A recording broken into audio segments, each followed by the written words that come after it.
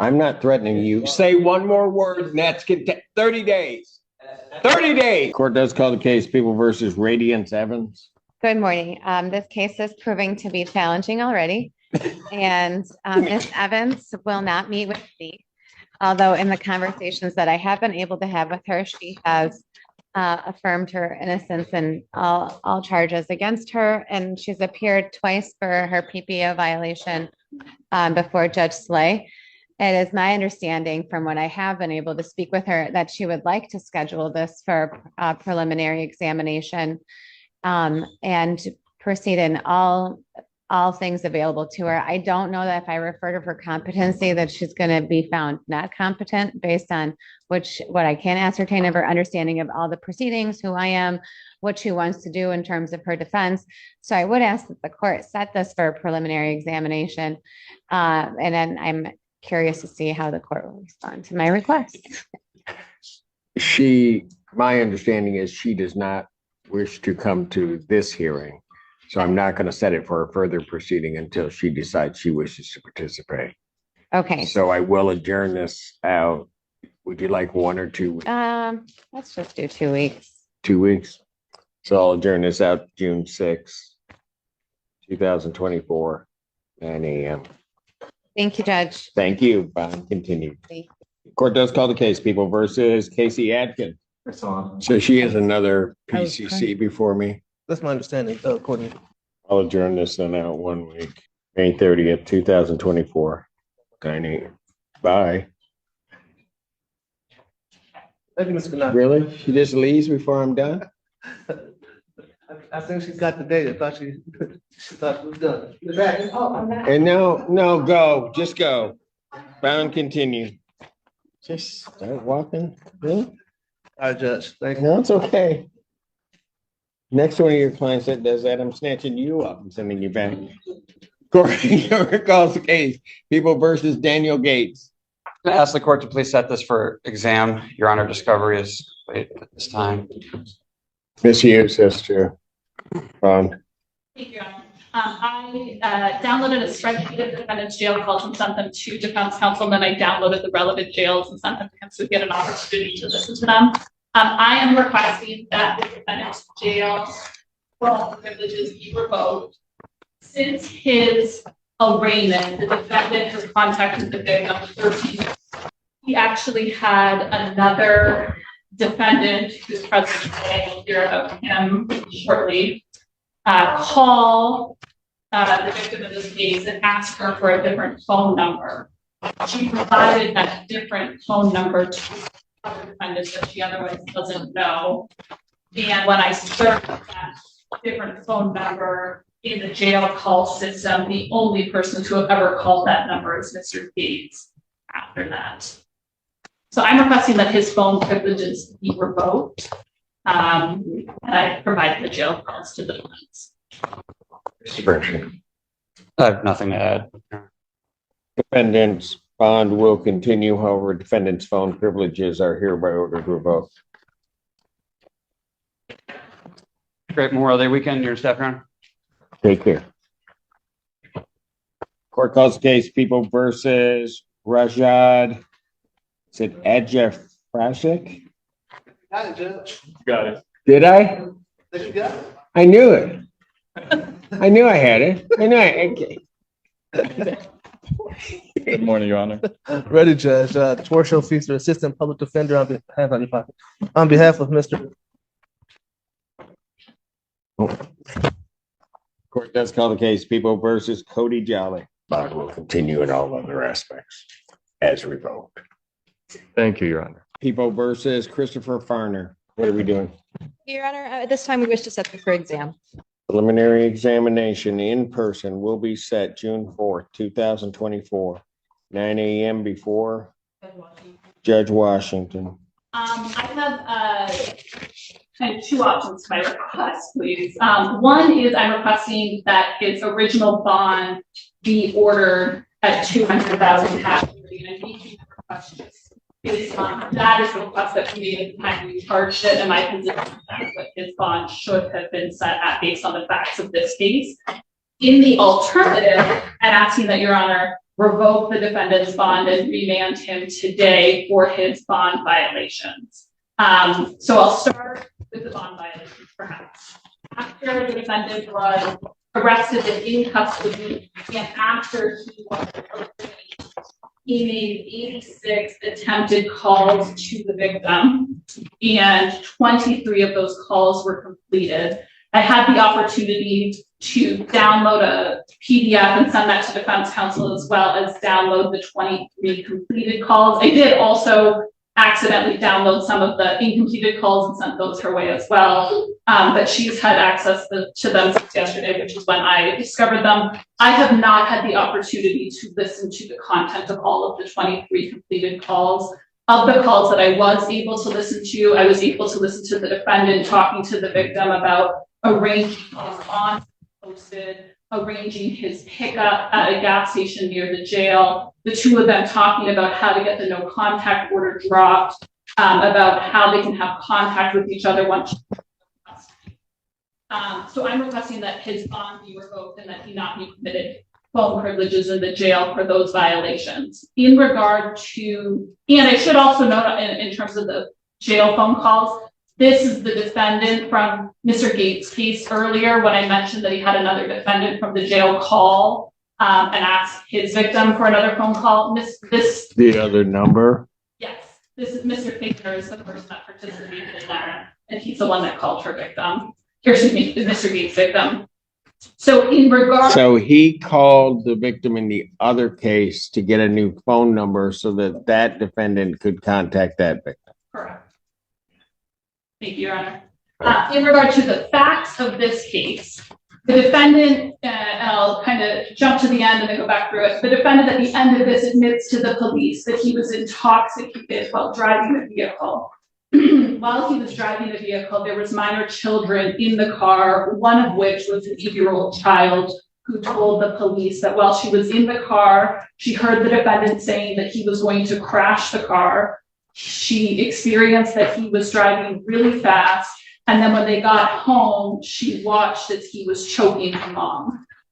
The victim is that child's mom, who reported to the police that in the car, the defendant decided to begin an argument with her, calling her a psychopath, saying to him that she could not take his guns away from him, that he hit her in the head while he was driving, and actually while he was still driving the vehicle, began to strangle her. The victim reported separately from the interview with the child, with the police, reported that the defendant told her while he was driving the car that he was going to crash the car, kill them all, and that it would be her fault. He said that with children in the car, and that the 8-year-old subsequently cooperated that. As I mentioned earlier, he had consumed alcohol and he later admitted to the police that he was intoxicated at the time of driving that vehicle. In the vehicle, put both of his hands around the victim's neck and strangled her. She couldn't breathe. At a stop sign, the victim tried to get out of the car to flee, but the defendant sped off. Once they were home, inside the home, both of her parents were present and her parents were interviewed separately. The victim told the police that the defendant choked her and threw her to the ground. The victim's father, who was present, said that he walked in and he saw the defendant with the victim in a chokehold, that he said, "What the F," except he actually swore, "Are you doing?" And the defendant immediately released her, throwing her to the ground. The mom also was interviewed separately. She said that she saw the victim push the defendant and that the defendant then put his hand on the victim's throat and began pushing her by her neck, and that the mom then left the room and did not see what else happened. The police observed redness on the victim's neck, a V shape. They put in the report as a blood blister near her trachea. And those are the injuries they observed of her. So just based on the facts alone of this case, I am reviewing my office's response that that would have been the appropriate bond to set at the time. However, if your honor is inclined to, frankly, I'm asking that you just revoke bond completely, set him a bond, remand him for these jail calls and contact he's had with the victim after the agreement, and order that he not be permitted to use the phones in the jail. Thank you, Your Honor. Response. Thank you, Your Honor. Our ultimate request is to keep bond set as where it is. As to the allegations of this case, I will just point out they still are allegations. And upon review of discovery, my client does maintain that a lot of what is in the report is incorrect. As to the jail calls, that is correct. Ms. Hughes did. A lot or all? Well, some of the identifying information would be correct in the report, but the allegations that would be criminal, my client denies. As to the jail phone calls, that is correct. Ms. Hughes did provide me with both the log and a folder with the calls in them yesterday afternoon. I have had the opportunity to review the log. However, I have not reviewed the substance of the calls in their entirety. I would acknowledge that some of the calls were made to the complaint witness's number and arraignment.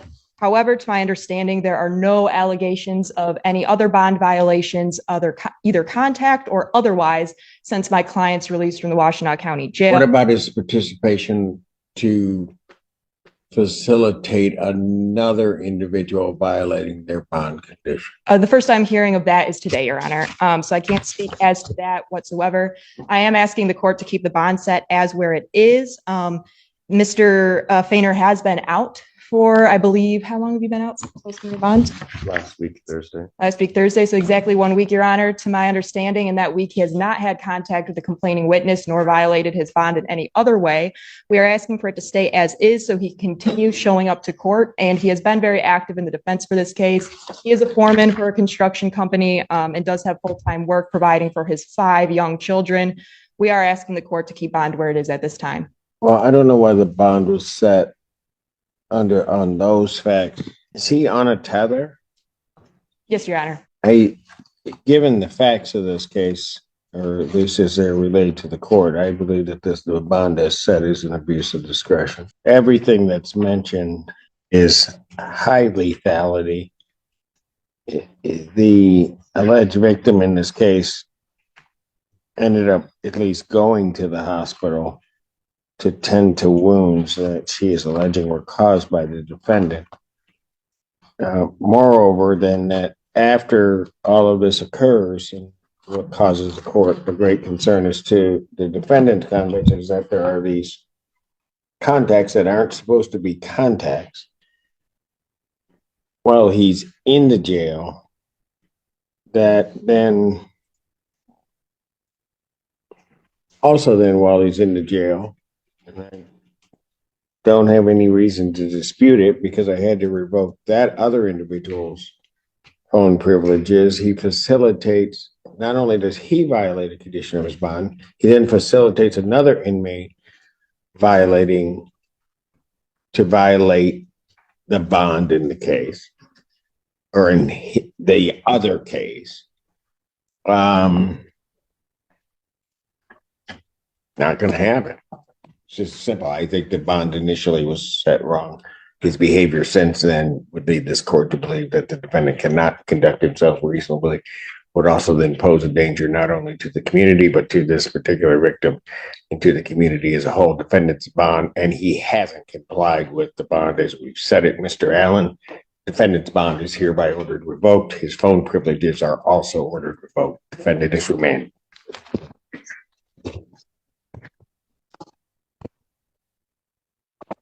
Court calls case People versus Victor Hayes. Thanks, Your Honor. This is going to be a waiver and a bond violation. Yeah, it may not be a waiver. He's blowing numbers. Why? Oh, Your Honor, this was Mr. Allen. This was an honest mistake on behalf of Mr. Hayes. He had company over on May 8th. He blew a .033 on his SoberLink. He's been on a SoberLink since November. When he was having dinner, the company that he had with him, his friends and family, they had non-alcoholic wine, and Mr. Hayes was unaware that non-alcoholic wine actually can contain some to little bits of alcohol. So Mr. Hayes just wants this court. You're going to tell me you got to a .03 on non-alcoholic wine? Is that? No, I mean, if that's what you're telling me, go ahead. I just want to make sure I'm hearing what you're telling me. Your Honor, I spoke with Mr. Hayes about this, and the only explanation to this violation was what I just stated for the non-alcoholic wine at dinner. And he wants this court to know that this was an honest mistake. He's understands that he needs to do his due diligence and make sure that he's not around any alcohol whatsoever. And he would just like you to know that, you know, he's sincerely apologetic, and he's asking this court if it would allow him just to give him a chance to remain out of custody, continue to test while he's doing Then this. tell me the truth. Judge Simpson, can I address the court, please? If you want. I've been testing for a while, and this all started in 2022 when I took it upon myself to Sacred Heart. And I'm trying to get some closure to this. And I had company over, and we had what I assumed was a non-alcoholic wine. Hold on. You assumed it to be, or it was? I assumed it to be. So I take. Well, hold it. There's a big difference. Huge difference. Well, only what I can say is that she said, "Oh, this is non-alcoholic, so I'm not supposed to drink." She said, "Well, this is not non-alcohol." So when I got the call from Mr. Wells and he said that I have blue numbers, I was shocked. It really didn't taste like alcohol, but I take full responsibility. I apologize to the courts. I'm trying to do my best to comply with what the courts want me to do. I've been 000 quite some time. When you test. Yes, I see Mr. Allen is behind me, so I know what that means. So I mean, I got a lot of responsibility, and I apologize to the courts. I really do, and this will never happen again. Well, somebody needs to tell me the truth about what it was, because if one counsel got up here and said you were having non-alcoholic wine, but it has some alcohol in it, that's different than it was non-alcoholic wine, or I thought it was, or I assumed it was. I understand. Well, when I spoke with Mr. Simpson, Mr. Wells, Judge Simpson, he said, "Don't you know non-alcoholic wine contains some alcohol?" And I never knew that. So it's an Not to get you to mine. how much of this wine did you have? I had a couple glasses. And I mean, it didn't taste like alcohol, but I mean, I had a little buzz, but I didn't realize it was going to cause me to, Mr. Allen to be standing behind me. And You got, don't you worry about what Mr. Allen's doing. You got. I'm sorry, Judge. Story doesn't add up. I understand. Because it's not off it. Why is he getting buzzed off of non-alcoholic wine? I mean, you know what you're doing at some point. Yes. So if he wants to waive, he'll do it next week. Understood, Your Honor. But at this point, defendant's bond is revoked, defendant's remanded. Your Honor.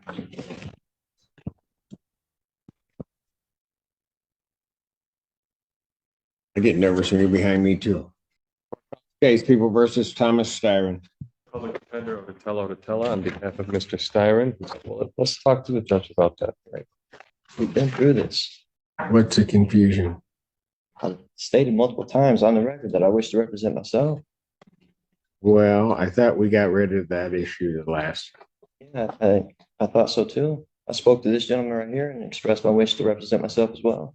All right. Well, if he doesn't want you, I mean, we'll figure that out in a moment. So, Mr. Styron, we're going to go through this again. What do we want to do in this case? You understand what you're charged with, sir? I understand what the charges are against me, yeah. Okay, look, you're going to have to give me straightforward answers to my questions because I've got to make sure that you understand certain things. I got to do certain things here. From my understanding, You understand, first of all, that if you do indeed direct, you want to smile about it and laugh about it, take him back. We'll call him out later. Take it back. You keep laughing. You laugh one more time, that's 30 days. Go contempt. Look it up. You may need an attorney.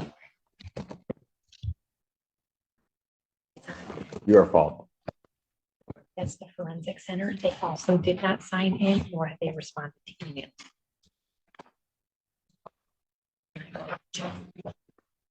And Lauren Brown, Deputy Chief Public Defender, appearing on behalf of Mr. Austin. The Forensic Center did not sign in for whatever reason. Your Honor, could we have Deputy Allen stand behind the people at the Forensic Center? Get. I know.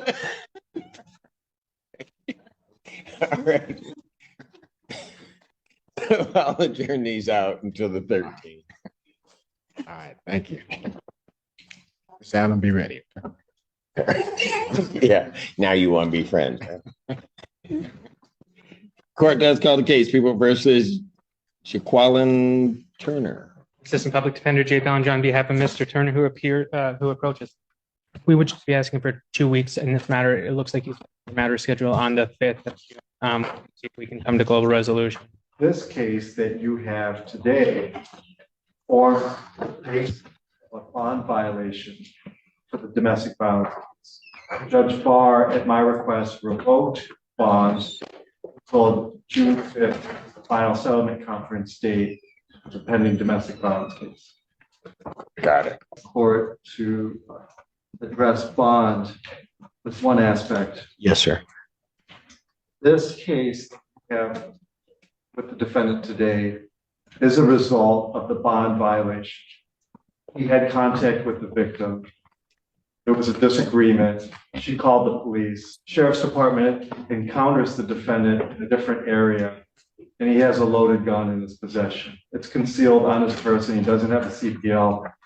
And there is no connection with our ability to proceed on this case and a domestic violence victim's participation. This case is independent. I can prove this case with the deputies. But the fact remains, he committed this offense while he was out on bond on a domestic violence case. And with the date of June 5th being the final settlement conference, I want to make sure that the defendant is still in custody for your date on the 6th.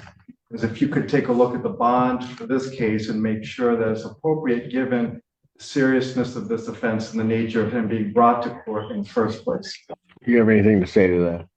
I don't, Your Honor. Well, here's, I guess, what my concern would be. If this carrying a concealed weapon and he's got a loaded firearm, no ability to carry it or no legal ability to carry it. And if I'm hearing it correctly, that although in a different area, he had at some point allegedly had contact with the victim of the domestic violence. Correct. And it displayed the gun to her. There's no FA charge on this case, right?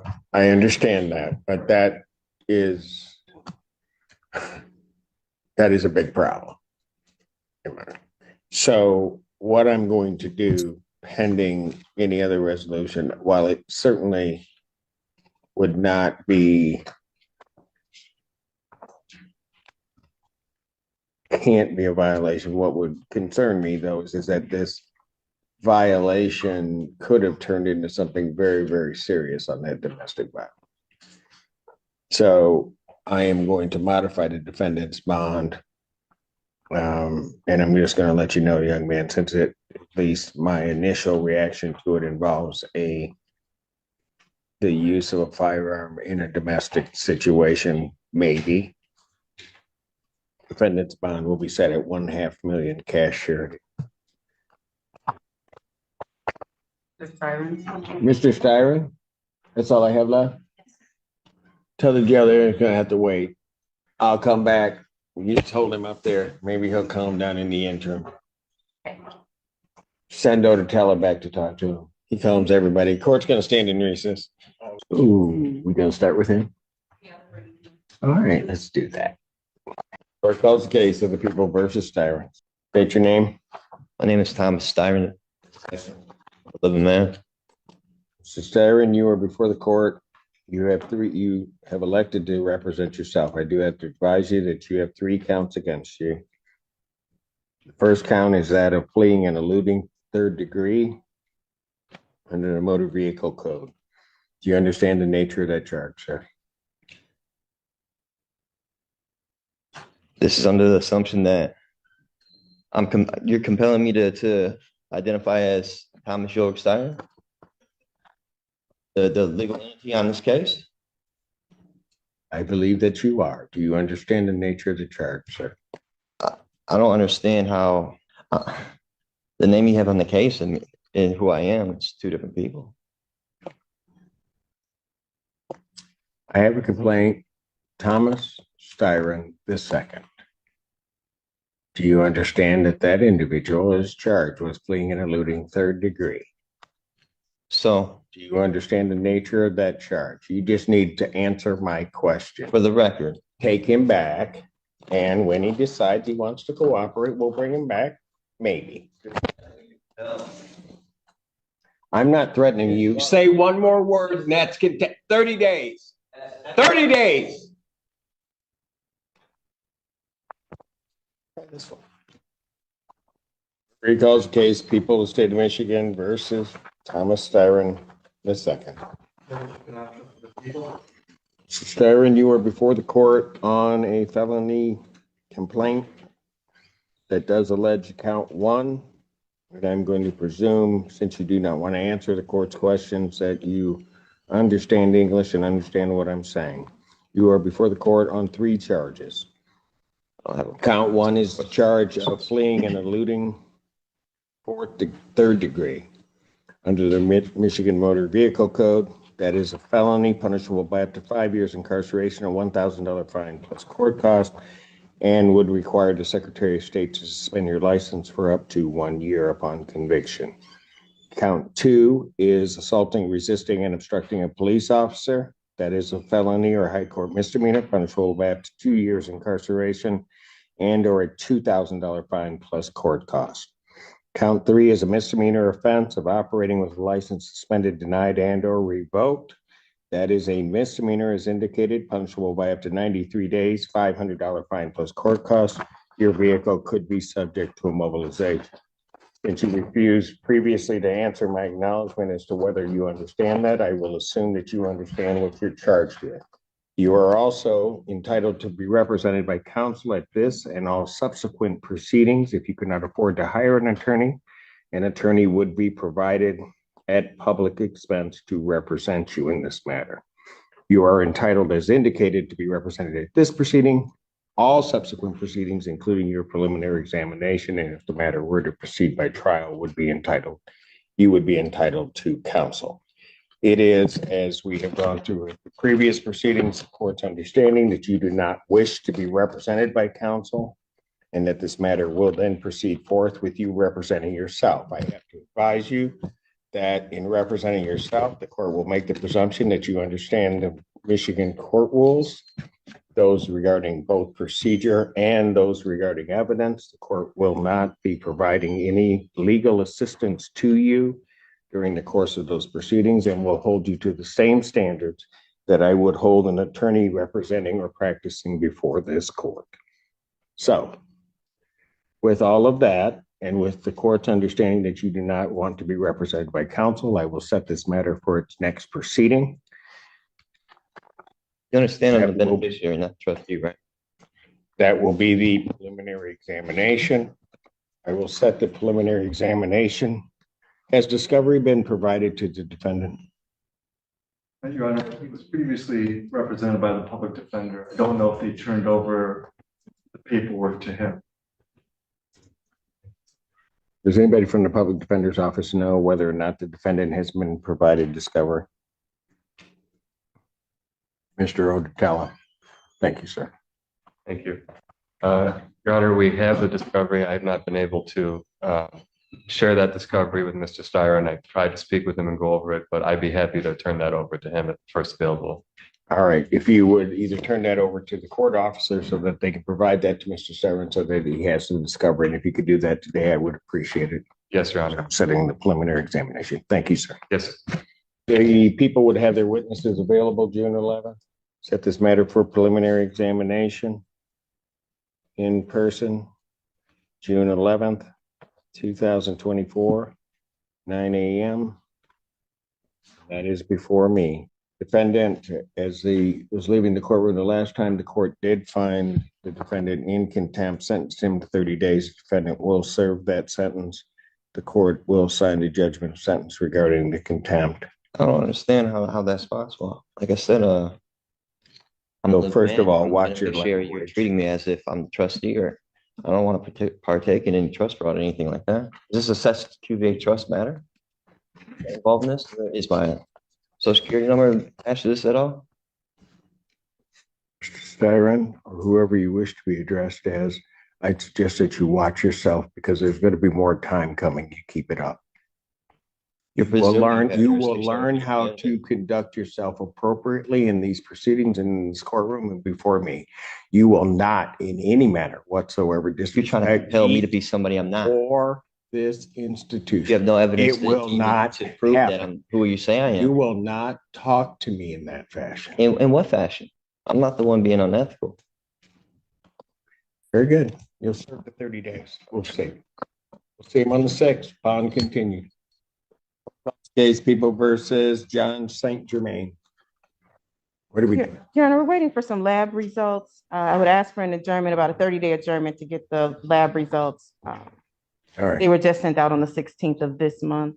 Yeah. I did have a chance to review the bond violation. I've spoken with the client regarding that. He did not have the money to pay for the testing. So we would ask the court to hold that in abeyance to the next PCC for us to get him on track with community corrections. I've got a violation report right on this. So he's got a test. Okay. When was he last over there? Mr. St. Germain, when did you have that contact with community corrections? It was within the past week. Because he was ordered to report to community corrections on Saturday, May 11th. Community corrections was not open that day. They called him on the 14th, left a voicemail. And at least as of the writing of their report, May 17th, they had not heard from him. That was our understanding, Your Honor, and we just got in touch with him earlier this week to reemphasize that and let him know what he needed to do. And then it's my understanding that he then contacted them to follow up. Did they tell you when you were supposed to report, sir? I'm not sure. Who did you talk to? I don't know the name. What did they tell you? They expected me to pay for services, but I don't have any money for it. Did they tell you to come down and that you had to pay? Yeah. When did they tell you to report? I mean, they wanted me to come right away. And that was when? I don't know. Is it yesterday? And you still haven't been down there? I also don't have transportation. Where do you reside? I just don't What really. city do you reside? I'm in Whitmore Lake right now. Your Honor, may I approach with the prosecutor? Why are you trying to save him? Yes, Try. yes, you may. I'll give it a shot. I'll take it. All right. Mr. St. Germain? Yeah, I'm here. Okay. I've had a bench conference with your attorneys and the prosecutor. What I'm going to do is this, I'm going to adjourn this out 1 week. The probable cause conference, I'm going to adjourn it out to May 30th, 2024, 9 a.m. or your invite indicates that will be in person. You must appear here at the court. I'm also going to sign in. Pardon? What day was that? May 30th. You follow that? Yeah. Okay. And then I'm going to issue a new order for you to report to community corrections. You need to go there and at minimum do the intake. Understood? How can I do that? What do you mean? How can you do that? I'll figure it out. I'll talk to some people and figure out how to do it. Okay, you gotta go over there and you gotta report to community corrections. I'm putting you on 1 time per week testing. So I'm giving you another shot to get it done. If don't get it done, then we're gonna have to do this the hard way, and I don't wanna have to do that. Understood? Okay. Okay, at this time, his bond will continue. I've signed that order. Thank you, Your Honor. Court calls the case, People versus Devin Tatum. And Matthew Mansour, Assistant Public Defender, on behalf of Mr. Tatum, who I'm hoping is appearing on Zoom today. Tatum? Not checked in. Your Honor, Can let out that big sigh, it doesn't matter. They're still not here. Your Honor, if the court would allow me to pass this matter, I can call him. Why? No, that only works for Feaster. Why am I? Do you know where your client is? You haven't a clue. Feaster kind of knew. Your Honor, You don't know. Just say I don't know. I don't know where my client. You don't know? Okay. We'll figure it out. Bench warrant, 10,000. Is that him? He's on Zoom?